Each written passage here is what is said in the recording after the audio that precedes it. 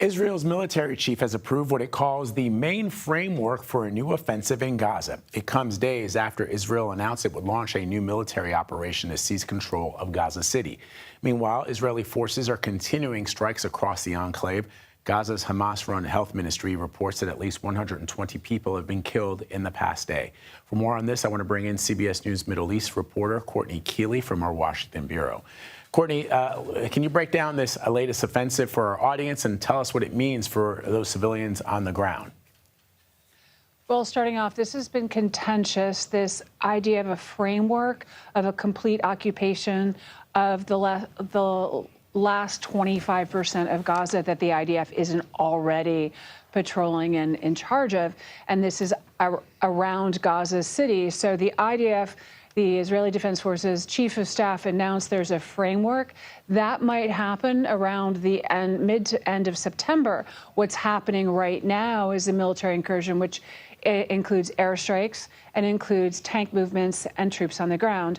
And that is happening on the eastern flank of Gaza City, not near the beach where a lot of families are sheltering in tents, but in very close proximity. And we've already seen well, actually, to be frank, Vlad, I have been talking to a family that lives in a tent today that I know well, and they're sheltering there. So people that I know are in tents now, displaced with no resources whatsoever, trapped, really.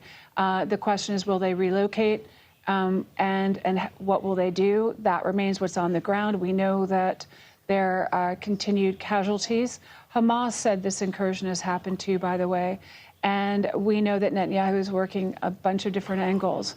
The IDF, though, contentious within the government of actually how they're going to carry out this long-term plan. But right now, it's the short term that's starting.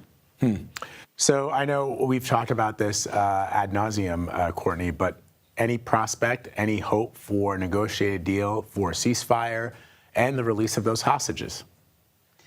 Well, people can only hope, and that's where we are right now, just only hoping. But I can tell you what's happening in terms of maneuvers. And Khalil al-Hayya, the Hamas chief negotiator, is in Cairo working with Egyptian mediators to try to come up with some plan.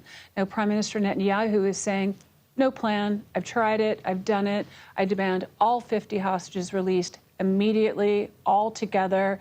The 20 believed to be alive, and the 30 remains to be released to families. Now, he's just saying that as sort of an ultimatum. The question is it a real ultimatum, or has he given up and will continue with this military move, or is that kind of a cudgel to get to further talks? The Israelis are considering going to Qatar later this week. So there's never all that's lost, but a lot has been squandered, and we're still looking at deaths by starvation and deaths by people trying to get aid. Just over 101 children have died of starvation. So people are starving, people are afraid, the IDF is afraid, their reservists have been on the ground for over 200 days. When will it end? Let's watch this movement, and I'll keep you posted. All right, Courtney, as always, we appreciate your reporting. Thank you very much.